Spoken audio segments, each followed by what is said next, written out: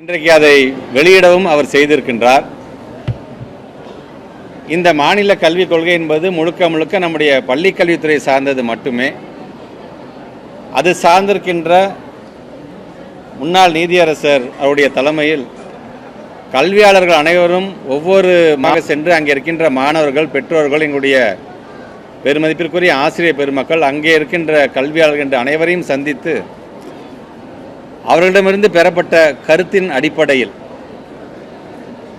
ஒரு மாநிலத்திற்கான கல்விக் கொள்கையை நாம் உருவாக்கியிருக்கின்றோம்.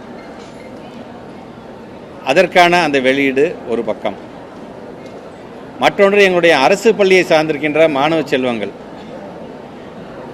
ஒவ்வொருவரும் ஒவ்வொரு பகுதியை சார்ந்திருக்கின்றதிலிருந்து வந்து இன்றைக்கு உயர்கல்வி நிறுவனமாக இருக்கக்கூடிய பிரீமியம் இன்ஸ்டிடியூஷன்ஸாக இருக்கக்கூடிய ஐஐடியாக இருந்தாலும், அது ஐஏஎம்மாக இருந்தாலும், அது நிஃப்டாக இருந்தாலும், நிஃப்டமாக இருந்தாலும், லா யூனிவர்சிட்டிகளாக இருந்தாலும், அதே போன்று எங்களுடைய திருச்சியில் இருக்கின்ற என்ஐடி போன்ற இந்த பிரீமியம் இன்ஸ்டிடியூஷன் இந்தியாவில் எங்கெங்கெல்லாம் இருக்கின்றதோ அங்கெல்லாம் தமிழ்நாட்டு முதலமைச்சருடைய இந்த நிகழ்ச்சியில் நீங்கள் காணொலியை நீங்கள் பார்த்துருப்பீங்க.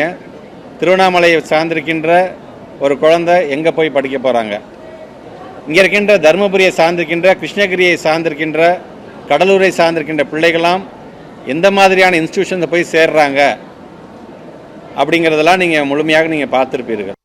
பிளே ஸ்டோர் மற்றும் ஆப் ஸ்டோரில் இருந்து பாலிமர் செயலியை QR கோடு மூலம் பதிவிறக்கம் செய்யுங்கள். செய்திகளை உடனுக்குடன் பெறுங்கள்.